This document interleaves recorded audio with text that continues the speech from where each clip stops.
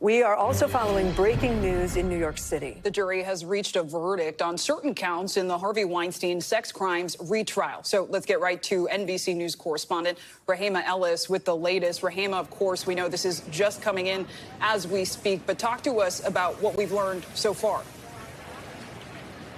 What we've learned so far is that there is a split decision. Harvey Weinstein is accused of 3 charges. One is a rape charge, and there are 2 charges of criminal sexual assault against 2 different women.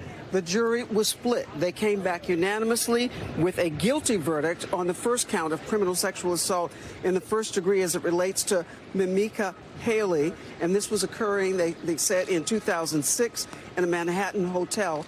The other charge they came back with not guilty in terms of criminal sexual assault in the first degree as it relates to Kaja Sokola. This was when she was 19 years old, and it was in 2006. The third charge, which is a charge of rape in the third degree, there is no verdict on that at this point. All of this came down after a lot of discussion, some of it heated sometimes in the courtroom, with a defense attorney arguing for a mistrial because one of the jurors had indicated that they could not reach a decision, and he was feeling threatened, according to the defense attorney, that he felt he was being pressured to change his mind. The defense attorney calling for a mistrial, saying it's not fair to Mr. Weinstein. The judge, however, said it is not uncommon that it will be heated in jury deliberations, and he said he wanted to find out from the jurors if they had reached a conclusion on any of the 3 counts.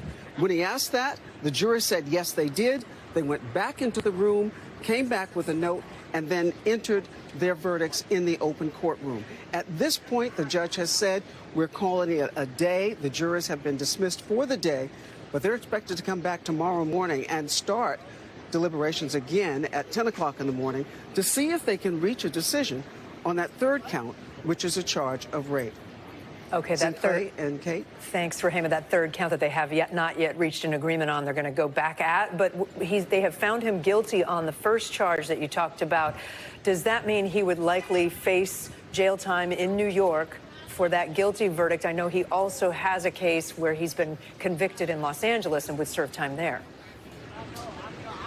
Well, this is something that these jurisdictions will have to work out. As you know, you just pointed out, he has been found guilty and been sentenced to 16 years in prison on charges in California.